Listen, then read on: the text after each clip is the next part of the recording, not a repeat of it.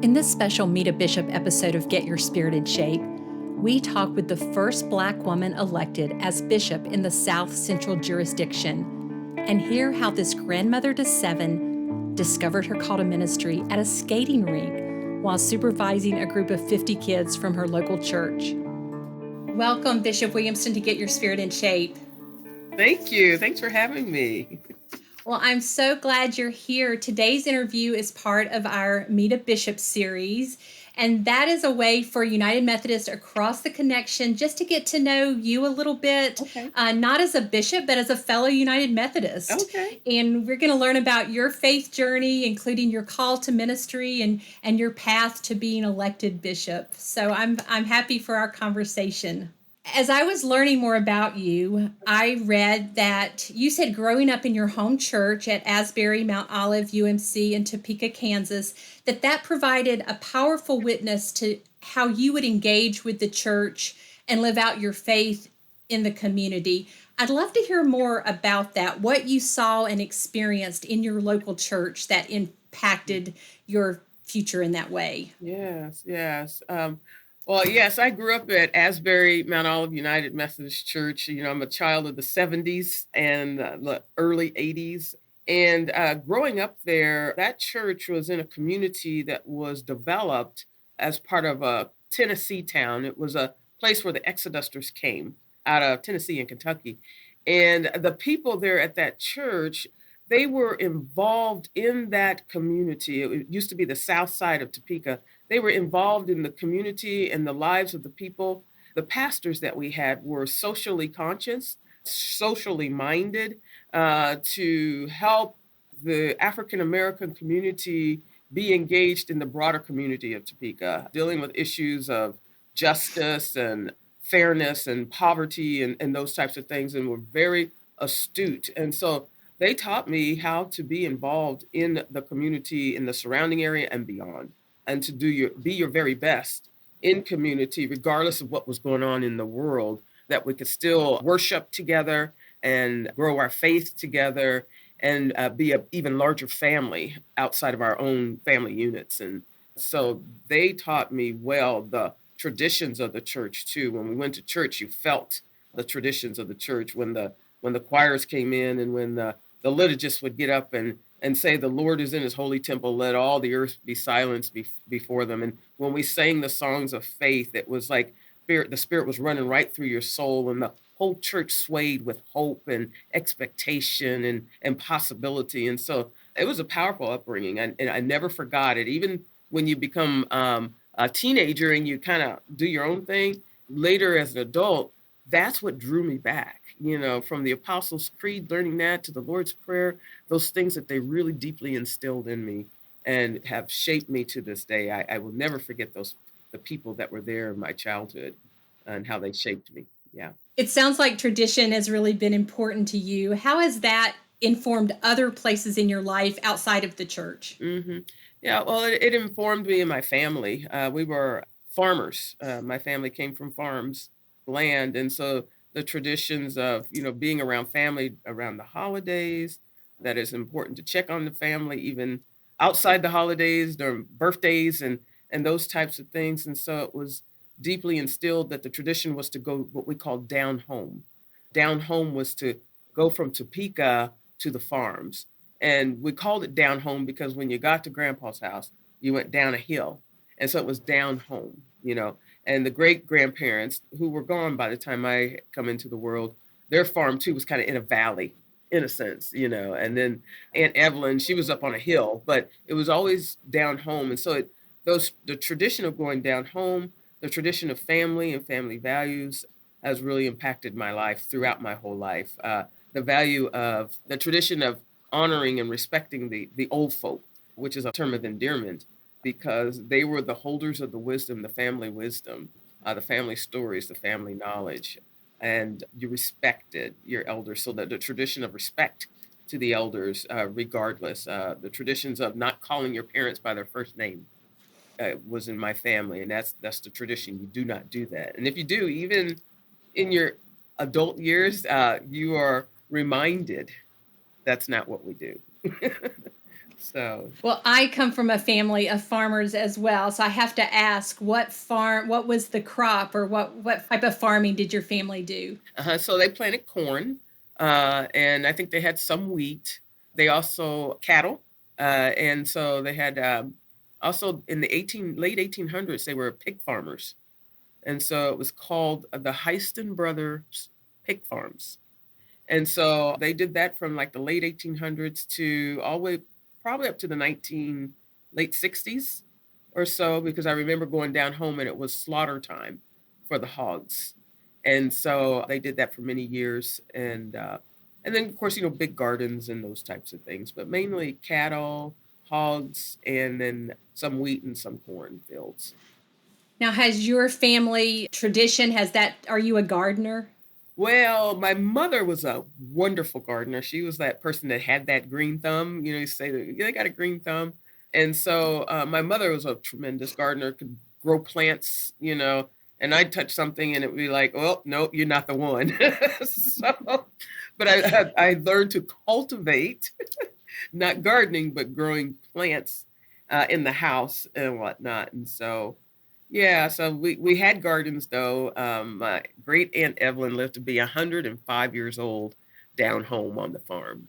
And she would have a garden, and the tradition was to make chow chow, which is like a relish out of green tomatoes, And so I remember that. And then she would invite the family down home to come eat chow chow and everything else. And that was fresh. So, but Yeah. I'm not a big gardener, but I love the products.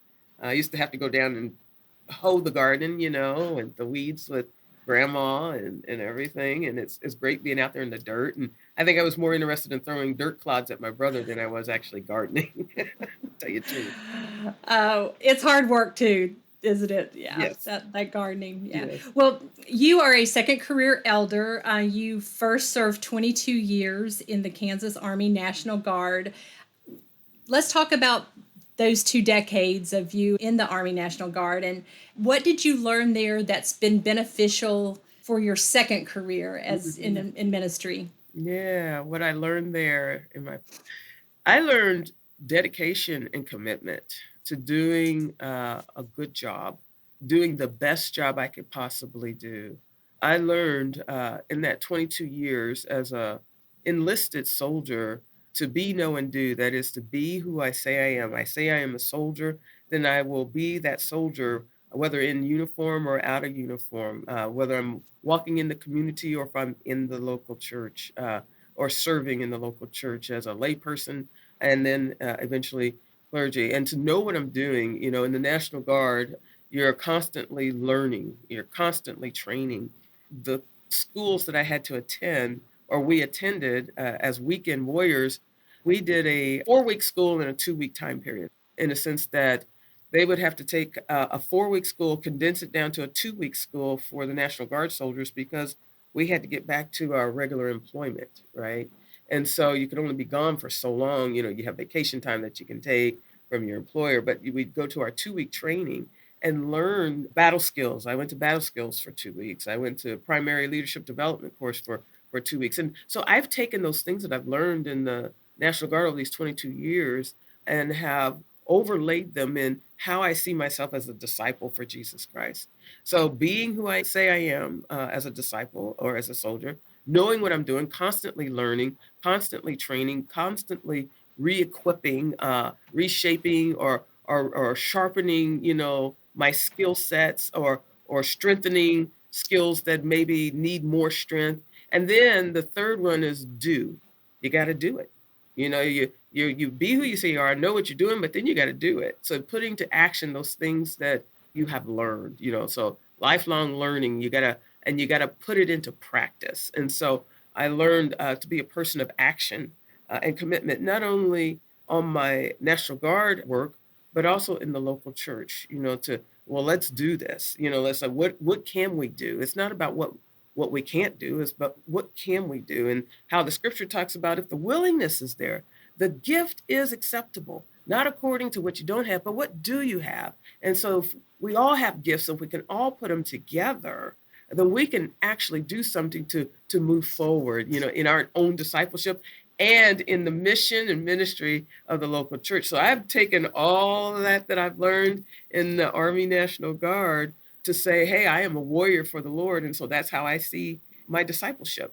That's how I see a leadership, that if I can be who I say I am, know what I'm doing, which means learning, lifelong learning, and you're equipping and then doing it, then that's what God asks us to do, is to go ye therefore and make. You get the go part. You got to get going. No, so that word "go" is very active. Yes, That's yes, yes. yes, yes, yes. And it sounds like those are things that you learned growing up in your local United Methodist Church as well. You saw the people in that church going out into the community and making a difference. Yes, absolutely, absolutely. Yeah, our pastors. I grew up around pastors. I am not a PK. I do not have that experience, but the house I grew up in was a door down from the parsonage. So, and I would see the pastor involved in the community of Topeka, in various segments. I mean, they were always gone out doing something. The associate, when we had an associate pastor in the late '60s, early '70s, I was always sitting on their porch, and the pastor wasn't home. The pastor was out doing community stuff, and I was sitting on the porch because I was waiting for my mom, or I was probably, yeah, being a kid, nonetheless. But I remember they were very studious and very involved in the lives of the community and the lives of the people. Not just church, but the community. Yeah. So representing, the message of the gospel. The pastors I grew up around in those early years remind me a lot of Howard Thurman. And so his central message was in his book, Jesus and the Disinherited. What does the gospel of Jesus Christ say to those who stand with their backs against the wall? And those two particular pastors, Reverend Blackman and Reverend Logan, they were of his generation, and they too were trying to answer that central question that Howard Thurman had. What does the gospel say to those who stand with their backs against the wall? Because they knew that the congregation that they were in, that we were in, the people stood with their backs against the wall. And in the community of people that looked like us, we had our backs against the wall. My parents and the people that came to the church and worked in service jobs, trades, and there were some who were white collar professionals as well. But you always had your back against the wall because of the state of the nation, in a sense, kind of like even today. So, but they were powerful, powerful leaders. At what point, Bishop Williamston, did you feel that call to get into ministry, to be a part of work in a different way, be a part of the work of the church in a different way?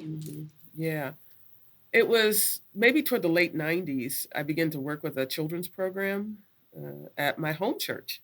Again, was reaching out. We had this wonderful ministry called Friday Fun Night, and if you have 50 kids, with at least 30 of the kids whose parents were incarcerated, the grandparents were taking care of them, and others, there was other children that didn't have that situation, and you usually had 2 or 3 adults, which wasn't a good idea. But we would take these kids skating. So we had this old rickety bus. I think it was even painted white. It was a big old rickety bus, school bus, and we would put 50 kids on this bus, 45 to 50, sometimes 30 kids on the bus with purple shirts on, so we could keep track of the kids at the skating rink. And we would take them skating every Friday night, and we would feed them because we knew these kids didn't have places to go. They were challenged in their families, and it was doing that ministry at the church that I began to really understand the call that God had been trying to call me to probably for years. A girl had brought a friend of hers one night, and I was the one that was trying to get everything organized for these children so we can get them on the bus, get their shirts on, get them fed, and get them going. And I was out in the parking lot, and I remember one little girl brought a friend that night, and as I was walking past her, and I was probably eyeballing some kid to get in the building because we needed to get ready, and you heard her say to her friend, she kind of leaned into her on her left side and said, "Hey, you don't want to get her mad. She's next to the pastor." And when she said that, it caused my spirit to pause and to stop. and say pastor, I hadn't even considered that. And it was like an echo. It's like pastor, pastor, pastor, pastor. And I was like, me, a pastor? Oh my goodness. And it was like from that moment on, I had to answer that call in some kind of way. So I began the exploration process. It's like, what does this mean? And I talked to my pastor, who was Reverend Dr. Gene Wilson at the time, and began to have a conversation to sort this thing out.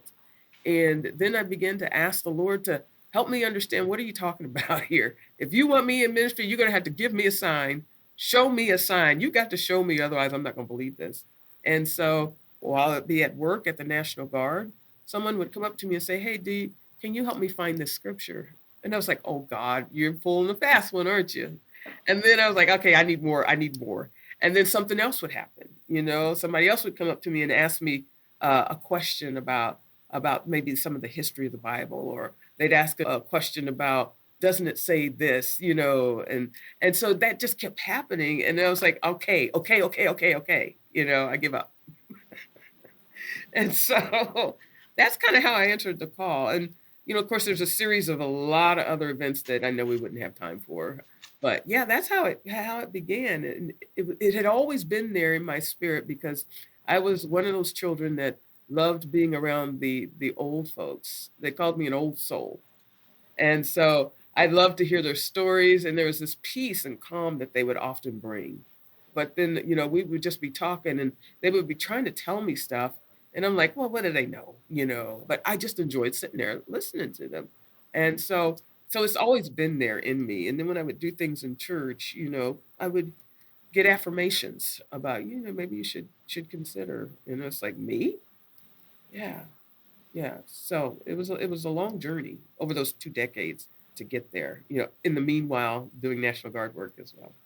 Well, and that journey has led to your appointment as bishop being quite historical. Yes. The first you were elected first on the first and only ballot by the South Central jurisdiction. And some of our listeners may not know that the election of bishops can take days and many ballots, but you were elected on the first vote. Yes. And your election made you the first Black woman elected as bishop in the South Central jurisdiction. Yes.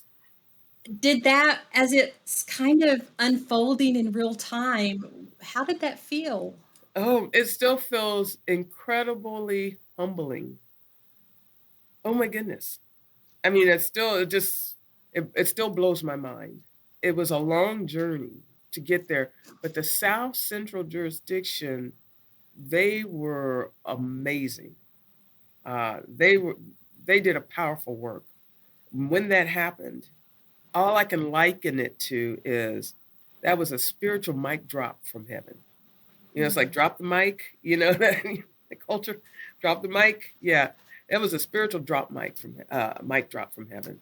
It was powerful. It still is a powerful witness of what the South Central jurisdiction saw as the future of the United Methodist Church, and to open that door, because I was not the first who has tried, but to open that door and be in concert together for such a time as right now, to bring a deep sense of diversity through not just myself.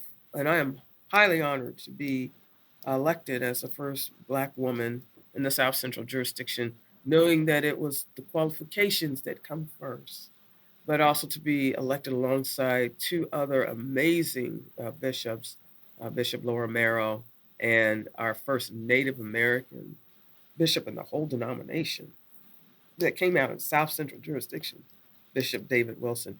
And it still gives me chills to think about, even as I'm talking to you. I can see that all playing out again, but had I not kind of screamed, I think I probably would have passed out.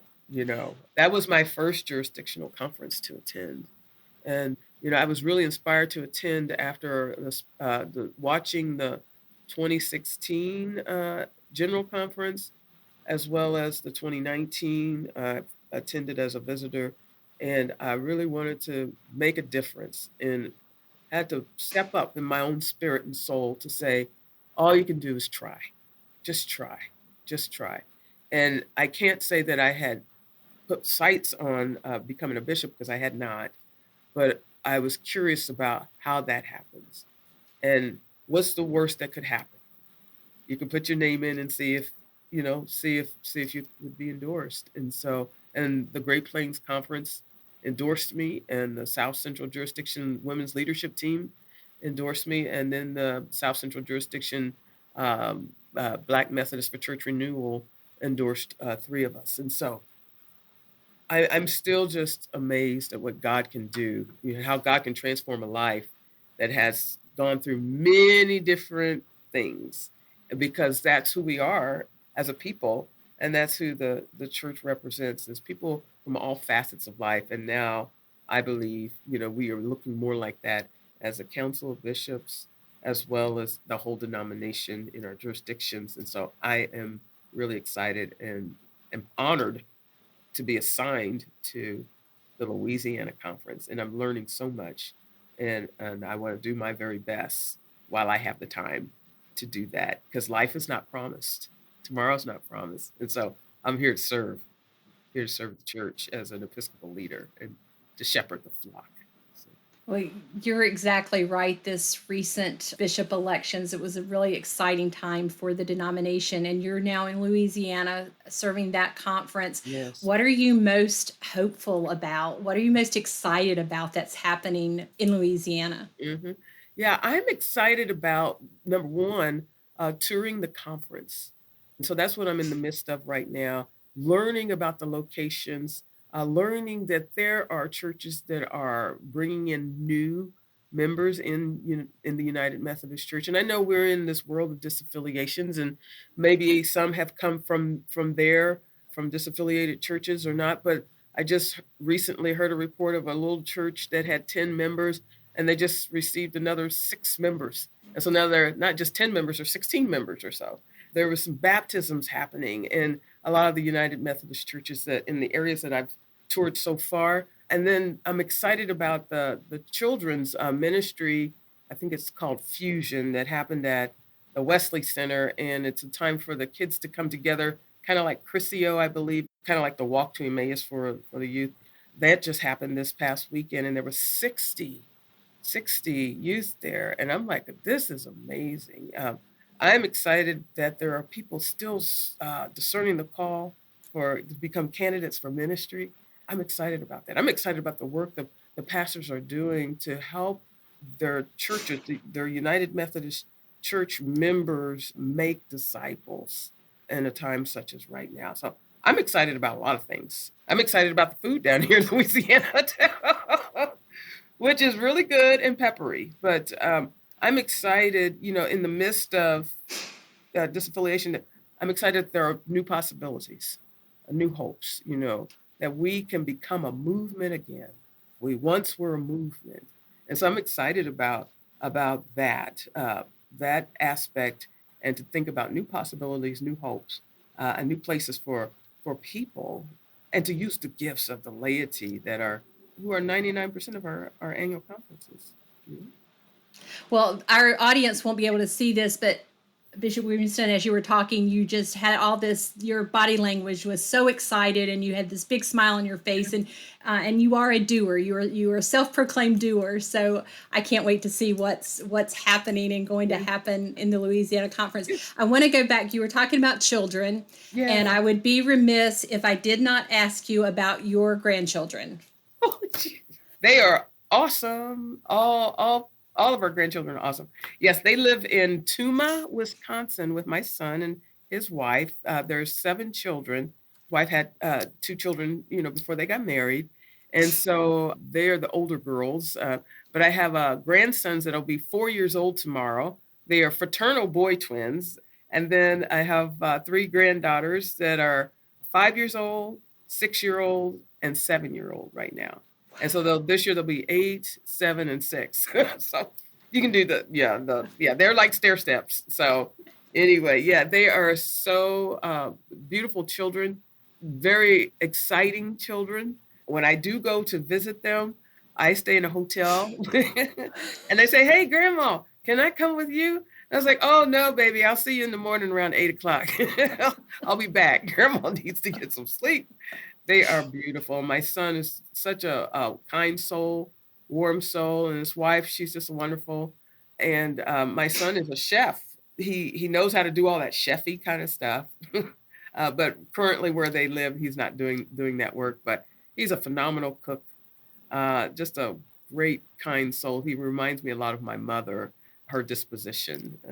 Yes, yes. Well, when I read that you had 7 grandchildren, I knew I had to ask about what life with 7 grandchildren is like and what life at grandma's house is like when the 7 grandchildren come to visit. And I'm sure it's very busy. Yeah, the beauty is going to them is the best thing right now because of the travel would be really hard for them to Yeah. come this far from Wisconsin. So, but one day we'll be flying those little ones in. So, Yeah, well, that's exciting.